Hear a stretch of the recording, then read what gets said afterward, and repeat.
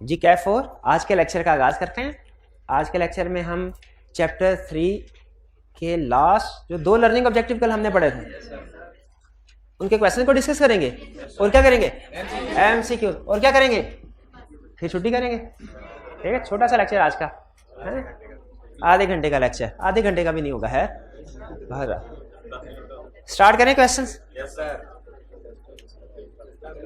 Comment on the enforceability of following agreements executed with person of unsound mind। 3 तरह के लोगों के साथ जो एग्रीमेंट है वो थोड़ा मशकूक नोयत का होता है, माइनर, अनसाउंड माइंड और डिस्क्वालीफाइड। नॉर्मली हमने देखा कि इन लोगों के फायदे में हो तो कॉन्ट्रैक्ट इन्फोर्स हो जाता है और हमारे इनके खिलाफ हो तो फिर नहीं होता नॉर्मली। बाकी डिटेल जाहिर है प्रोविजंस है जो हमने पढ़ी है। पहला, Salim agreed to sell property worth ₹25 million for ₹12 million। अगर क्वेश्चन यहां पे खत्म हो जाए, क्या ये एग्रीमेंट वैलिड है? यस वैलिड है। inadequate consideration is valid। his mother proved that he was an idiot by birth। वो तो पैदाइशी ही पागल था। तो अब ये एग्रीमेंट वैलिड है? void है। अब ये एग्रीमेंट ठीक है, void है, इशू बिल्कुल। B, a patient in a lunatic asylum, पागल खाने में एक मरीज है, who is at intervals of sound mind, कभी कभी वो होशो हवास में आ जाता है, अक्सर क्या रहता है पागल, कभी कभार होशो हवास में आ जाता है। अगर ये एग्रीमेंट करता है तो वैलिड है? वॉइड है। ऐसे ना कर, वाइड क्यों है? वाइड क्यों है? वाइड कैसे हो? वाइड किसने कहा वाइड है? हाँ, कंडीशन डिपेंड करता है। अगर एट टाइम ऑफ कॉन्ट्रैक्ट वो साउंड माइंड था तो कॉन्ट्रैक्ट वैलिड है, तो वैलिड है। और अगर एट टाइम ऑफ कॉन्ट्रैक्ट वो अनसाउंड माइंड था तो कॉन्ट्रैक्ट वाइड है। लेकिन अगर कॉन्ट्रैक्ट कोर्ट के सामने पेश होता है तो बर्डन ऑफ प्रूफ किसके ऊपर होगा?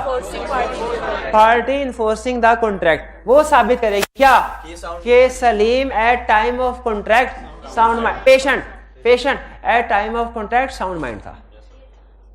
क्लियर हुई है? ए सेन मैन क्या होता है? अकलमंद आदमी, बाहुर। Who is so delirious from fever, बुखार से इतनी खराब हालत है, और हु इज सो ड्रंक, और उसने इतनी चरस पी ली है, that he can not understand the terms of a contract और form a rational judgement as to its effect on his interest, कि वो ये सोचने समझने के काबिल नहीं है कि कॉन्ट्रैक्ट की टर्म एंड कंडीशन क्या कहते हैं और इसका उसके ऊपर क्या असर पड़ेगा। तो बताइए ये पर्सन कौन है? Unsound mind. अब ये एग्रीमेंट का स्टेटस है वैलिड के वाइड? वाइड। क्यों वाइड? क्योंकि अनसाउंड माइंड है। अनसाउंड माइंड, हाँ जी। Answer D, void, simply void लिखेंगे because he was a person of unsound mind at time of contract. D, Farhan is a lunatic, आगे एक्सप्लेन कर दिया उसने, usually of sound mind, occasionally of unsound mind. लेकिन इसमें तो मेरा ख्याल है यूजुअली अनसाउंड आता है। बहरहाल जो उसने कह दिया हम उसी को फॉलो करेंगे, हम उसकी गलती नहीं निकालेंगे। उसने कहा पागल तो है, लेकिन कैसा पागल है? Usually of sound mind, occasionally of unsound mind. He entered into contract with Sajjad and now wants to set aside the contract on ground of unsoundness of mind। ठीक है, यूजुअली साउंड है, ओकेजनली ऑफ अनसाउंड है। जी hybrid class में mic दीजिए। Hybrid class में 1 2 3, तीसरे bench पे, चौथे बेंच पे जो सेंटर वाला भाई बैठा है, इसके साथ वाला भाई रेड शर्ट में, हाँ जी भाई, ये आप मुझे ये बताइए फरहान अक्सर साउंड माइंड है, कभी कभार अनसाउंड माइंड, उसने कॉन्ट्रैक्ट किया, खत्म करना क्या कर सकता है? yes. कर सकता है। जब जज के सामने कॉन्ट्रैक्ट जाएगा तो जज क्या कहेगा? बर्डन ऑफ प्रूफ किसके ऊपर है? फरहान के ऊपर। Person who wants to receive the contract वो साबित करेगा, फरहान यानी साबित करेगा। क्या साबित करेगा? कि जब कॉन्ट्रैक्ट हुआ वो पर्सन ऑफ अनसाउंड माइंड था। भाई ऐसे ही है, फरहान साबित करेगा। क्या साबित करेगा बताइए जरा? नहीं, वो रशद जी बिल्कुल, वो अनसाउंड माइंड था एट टाइम ऑफ एग्रीमेंट। शाबाश। E, Abid is a lunatic, usually of unsound mind and occasionally of sound mind, अक्सर अनसाउंड, कभी कभार ठीक। Abid, he entered into contract with Sajid and now wants to set aside a contract on ground of unsoundness of mind। अब वो contract को cancel कर सकता है?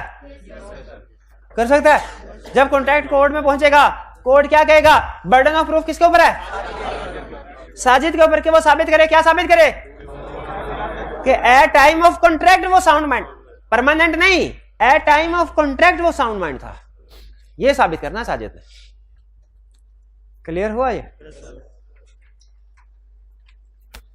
Under the provisions of Contract Act 1872, every person is competent to contract who is of the age of majority according to the law to which he is subject and who is of sound mind. दो बता दी उसने, as of majority बता दिया, sound mind, person disqualified वाला बताया नहीं। आगे क्या कह रहा है, describe the circumstances in which a person may not be able to enter into a contract despite meeting the above conditions. हाँ, कह रहा है बताओ वो कौन सी सिचुएशन है जिसमें ये कंडीशंस पूरी होंगी फिर भी पर्सन कॉन्ट्रैक्ट में एंटर नहीं हो सकता। किसके बारे में पूछ रहा है, person disqualified by law, disqualified by law, वो बताने हमने, वही सिचुएशन होगी ना। ये मुझे भाई बताएंगे पर्सन डिस्क्वालिफाइड बाय लॉ की एग्जांपल्स।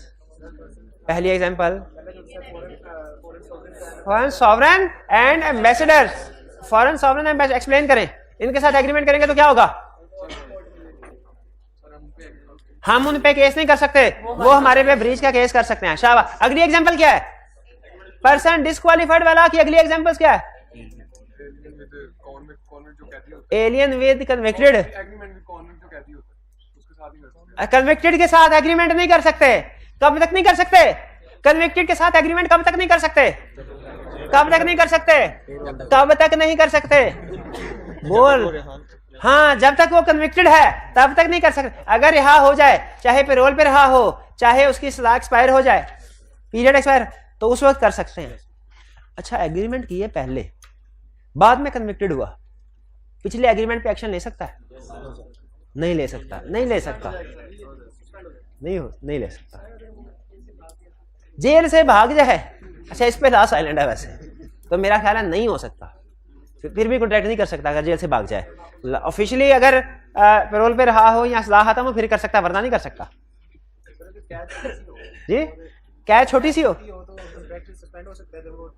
नहीं, उसके ऊपर कॉन्ट्रैक्ट वैलिड रहेगा, लेकिन उसके ऊपर वो कोई एक्शन नहीं ले सकता। अगर दूसरी पार्टी कॉन्ट्रैक्ट पूरा नहीं करती, पैसे लेके खा भी जाती है, ना पैसे वापस कर रहे हैं ना काम कर रहे हैं, तो ये एक्शन ले सकता है क्या, दी अब नहीं ले सकता। जब जेल से बाहर आ जाएगा फिर एक्शन ले सकता है। इसको वो एलियन एनिमी वाले रूल के साथ मिक्स ना करें कि सस्पेंड हो जाते हैं कॉन्ट्रैक्ट, सस्पेंड कॉन्ट्रैक्ट वैलिड है, बस एक्शन नहीं ले सकता, उसके हाथ पैर बंद गए हैं। अब दूसरी पार्टी की मर्जी है, वो अगर इसको पूरा करना चाहे करे, नहीं पूरा करना चाहते तो ये एक्शन नहीं को ले सकता जब तक वो कैद में है। 30। अच्छा, बाकी सर्कमस्टेंसेस भी क्लियर हो गया आपको। एलियन एनिमी की थी, कितनी डिटेल लिख दी है, मेरा ख्याल है हेडिंग लिख के एक दो लाइनें लिखने काफी है, लेकिन एक्सप्लेनेशन लिखनी चाहिए, उसे डिस्क्राइब का वर्ड यूज की।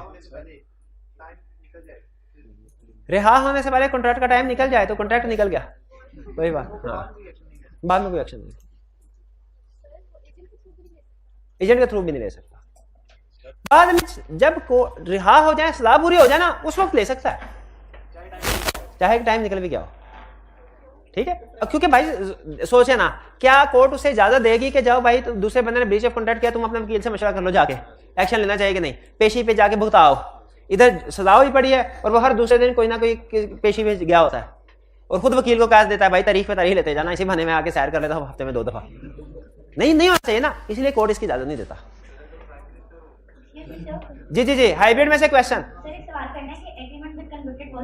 कि जब तक वो प्रेजेंट में है तो उसके साथ एग्रीमेंट नहीं कर सकते, लेकिन फॉर सपोज अगर वो जेल से फरार हो जाए, रिहा नहीं हुआ, फरार हो गया, तो आपको प्रिजन के अंदर तो नहीं है, तो क्या नहीं, जो फरार हो जाए ना, फरार हो जाए, वो भी एग्रीमेंट नहीं कर सकता, वो भी एग्रीमेंट नहीं कर सकता। वो जैसे ही एग्रीमेंट करने लगेगा उसको पुलिस पकड़ लेगी, डिस्क्वालिफाइड वाला, वो कन्विक्टेड है ना।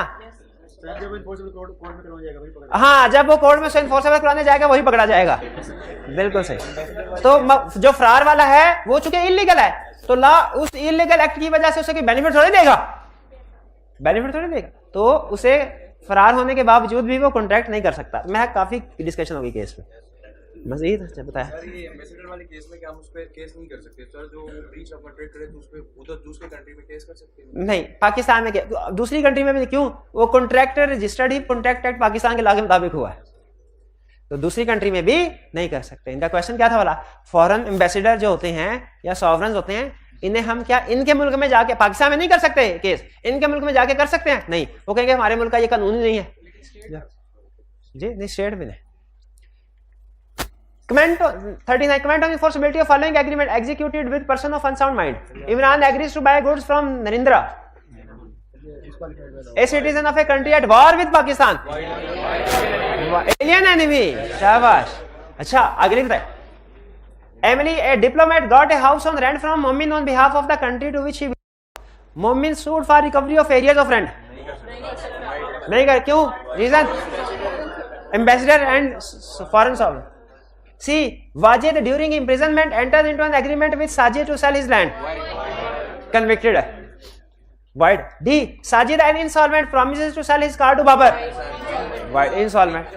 इसके आगे की ई एग्जाम्पल भी होगी, उसको काट दे मेमोरेंडम। हाँ नहीं नहीं उसी लिए कर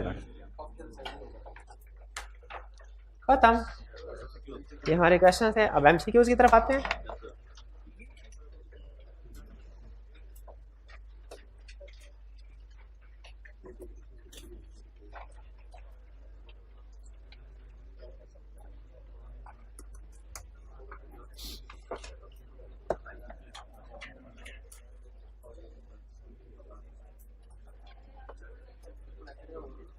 कनेक्टेड है?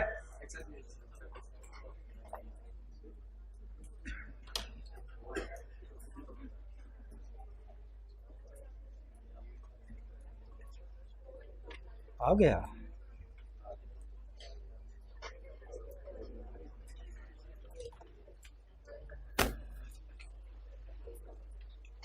स्टार्ट करें जी। Select the most appropriate answer from the options available for each of the following multiple choice questions. Each question carries 1 marks. These questions are adopted from ICAP study text. Formality. Most appropriate का मतलब क्या है? यानी अगर एक जगह पे 3 option तीनों ठीक हैं और डी में ऑल ऑफ द अबव है, तो इसमें मोस्ट अप्रोप्रिएट क्या होगी? करेक्ट तो सारे हैं, लेकिन most appropriate all of the above.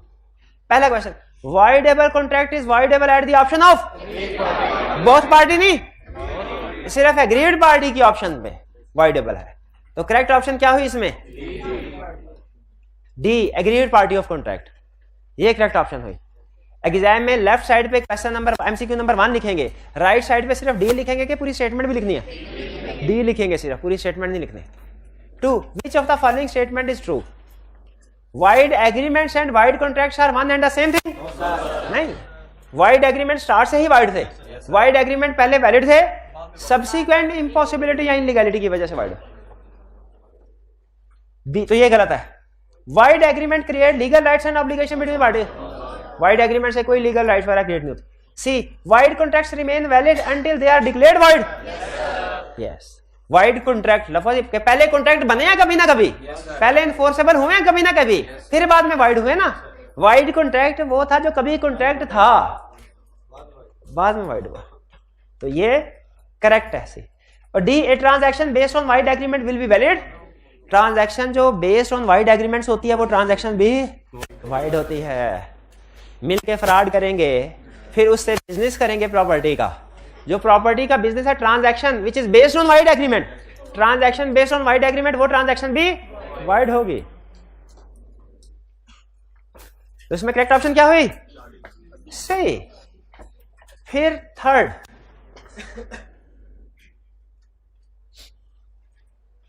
void agreement can be enforced by one of the parties, by agreed parties, by none of the parties. void agreement को कोई भी enforce नहीं कर सकता, वरना वो void ही कहाँ का होता अगर कोई enforce कर सकता। अगर दोनों parties enforce कर सके तो वो valid होता है, एक party enforce कर सके तो voidable, और कोई भी ना enforce कर सके void। तो void agreement can be enforced by none of the parties, C option। 4. An agreement to be enforced in the court must have legal enforceability, legal relationship, mutual consent between parties, lawful consideration। तो most appropriate क्या हुए? All of the above. D option correct. Clear? 5. An agreement is a voidable contract when it is enforceable if certain conditions are fulfilled. नहीं, ये तो होता है conditional contract या contingent contract. B, enforceable by law at the option of agreed party, ये voidable होता है। हाँ, इन्फोर्सेबल बाय बोथ पार्टीज, ये वाइडेबल नहीं वैलिड होता है, और नॉट इन्फोर्सेबल एट ऑल। तो करेक्ट ऑप्शन क्या है हमारी? 5 की correct option B. 6, A contract may be void as originally entered into. Contract originally void होता है, ओरिजिनली वैलिड होता है, वरना तो वो वाइड एग्रीमेंट होता है। May become void subsequent to its formation, ये करेक्ट है। Can not become void under any circumstances, नहीं, कॉन्ट्रैक्ट होने के बाद वाइड हो सकता है, सब्सिक्वेंट इम्पॉसिबल हो जाए, इलीगल हो जाए, सब्जेक्ट मैटर डिस्ट्रॉय हो जाए, वगैरह वगैरह। D, may become wide at the will of A party, किसी पार्टी की विल पे वाइड। तो करेक्ट ऑप्शन हमारी क्या है? बेटा बी, 6 का part B. 7, an agreement by an idiot is voidable, enforceable, invalid या void ab initio। कितने स्टूडेंट का ख्याल है voidable है? कितनों का ख्याल है void ab initio है? हाँ जी, void ab initio। क्यों भला? idiot by birth। an agreement made with a minor is void ab initio against him या voidable या अनइन्फोर्सेबल? Void against him. अच्छा, वाइड भी लिख सकते थे, लेकिन वाइड से ज्यादा बेहतर लफ्ज क्या है? वाइड, क्योंकि ये कंप्लीट कंसेप्ट को शो कर। हमने एग्रीमेंट विद माइनर का स्टेटस देखा, टोटली वाइड नहीं होता, कुछ केसेस में उसको इन्फोर्स करवाता है। तो वाइड अगेंस्ट हिम, जो उसकी फेवर में होंगे वो वाइड नहीं होंगे। 9, a person is said to be of sound mind if he is mentally fit for making decisions. ये है साउंड माइंड की डेफिनेशन जो लॉ ने दिया। ये लॉ ने ये डेफिनेशन नहीं दी। अच्छा, अगली डेफिनेशन दी होगी, he is capable of understanding contract and, ये डेफिनेशन दी है, ये भी नहीं दी। अच्छा, तो ये नहीं, he has been declared as a sound mind by the doctor, he can make contract and he can obtain benefit. तो करेक्ट ऑप्शन क्या है? बी, यानी जो कॉन्ट्रैक्ट की टर्म्स एंड कंडीशन को समझने के काबिल हो, वो है पर्सन ऑफ साउंड माइंड। आप किसी कॉन्ट्रैक्ट को पढ़ के ये समझ सकते हैं कि ये मेरी फेवर में कि मेरे अगेंस्ट में है।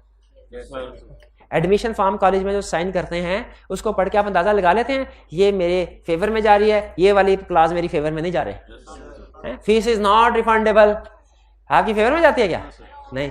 और फीस इज रिफंडेबल हो तो आप, अगर आप ये अंदाजा लगा सकते हैं कॉन्ट्रैक्ट की टर्म्स पढ़ के कि कौन सी मेरे इंटरेस्ट में है, कौन सी मेरे इंटरेस्ट के अगेंस्ट है, तो फिर आप पर्सन ऑफ साउंड माइंड हैं। 10, contractual capacity of the person is affected by his age. हाँ, एज से इफेक्ट होती है ना, 18 से कम का नहीं कर सकता, 18 से। His soundness of mind by law to which he subject by all above factors. तो 10 की करेक्ट ऑप्शन क्या हुई? D.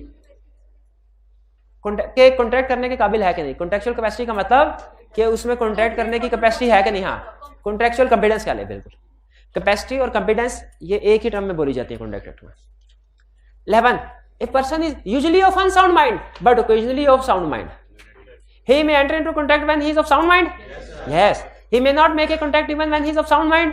No. He cannot enter into contract at all. None of the above. A option correct है। जो person अक्सर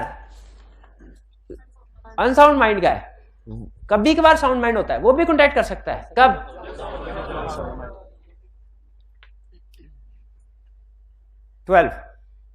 Any lawful act will constitute consideration if it is done at the desire of third party, voluntarily, या at the desire of promisee। तो किसकी Dzire पे valid consideration? promisee। रजा कराना तौर पे किया जाए वो वैलिड कंसिडरेशन नहीं होती ना, वो आग बचाई, वो डूबने की जान बचाई, वो वैलिड कंसिडरेशन नहीं थी। ठीक है, जब तक वो promisee की डिजायर नहीं होगी। C option correct. Next, consideration in order to be legally valid must be adequate, need not be adequate। adequate का मतलब equal in value, adequate होना जरूरी नहीं है। बी ऑप्शन करेक्ट है। सी, must be equal in terms of value, no, must be unequal to promise, नहीं, must be नहीं है, may be है। तो जो बेस्ट ऑप्शन होगी वो कौन सी हुई? B, need not be adequate। Consideration को adequate या equal in value होना जरूरी नहीं है। 14,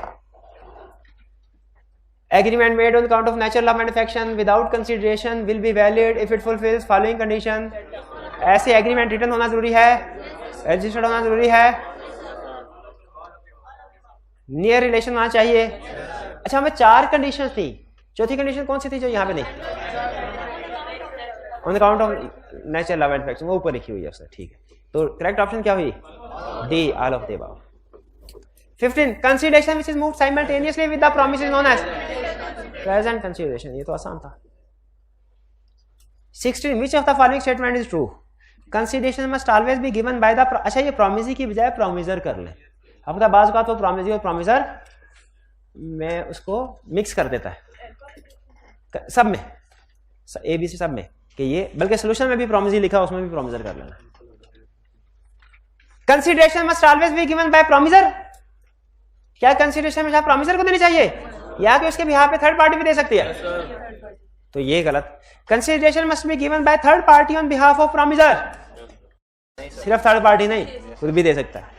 consideration must be given by the agent of promisee, must be agent नहीं, वो खुद भी दे सकता है, थर्ड पार्टी भी और एजेंट भी।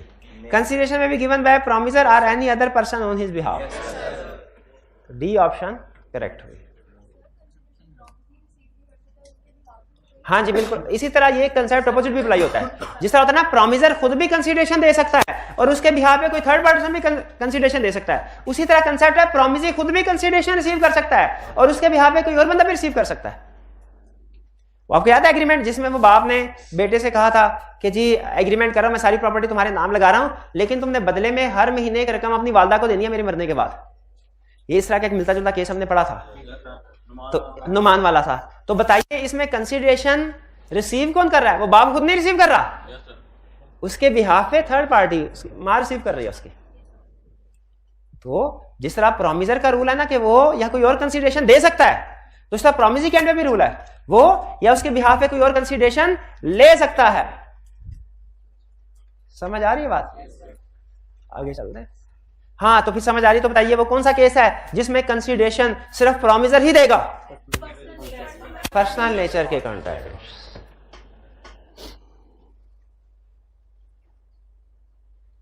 Seventeen agreement made without consideration is voidable के void? Void, A option correct. हाँ जी, एक्सेप्शंस भी हैं, लेकिन क्या यहाँ पे क्वेश्चन में एक्सेप्शंस की तरफ लेके जा रहा है हमें, तो जितना पूछ रहा है हम उसके मुताबिक ही आंसर करेंगे। 18 Akram makes an agreement for buying raw material from Bilal on 1st January. The raw material is to be supplied by Bilal on 20 January and payment is to be made by Akram on 15 March. What is the legal status of this contract? This contract is not valid as consideration has not been supplied. है consideration. B. This contract is valid as consideration is present consideration. Valid आधी बात कर रहा है, valid तो है लेकिन consideration present नहीं है। See, this contract is not valid because past consideration is not recognized by law. वाला past consideration इसमें कोई है नहीं। This contract is valid as consideration is future consideration. D option correct है। ये valid है क्योंकि ये future consideration. Future consideration valid होती है? Past भी valid है, present भी valid, future भी valid है। 19 A promise to compensate wholly or in part a person who has voluntarily done something for the promiser is enforceable. वो अगर डूबने की जान बचाए और जिसकी जान बची है वो खुश होकर क्या, अच्छा अभी उसके ऊपर लाजिम नहीं है पैसे देने बचाने वाले को क्योंकि उसका वाले, लेकिन अगर वो कह दे कि मैं तुम्हें 10,000 इनाम दूंगा, अब ये 10,000 देना पड़े, अब ये 10,000 का प्रॉमिस इन्फोर्सेबल है। तो पास वॉलंटरी एक्ट को कंपनसेट करने का प्रॉमिस करे तो वो इन्फोर्सेबल है। 19A part. 20 It is necessary that in a valid contract consideration must be lawful, object must be lawful, both of these must be lawful, any one of these may be lawful, दोनों, एक भी wide तो agreement void. Correct option क्या हुई? सी, both of these must be lawful।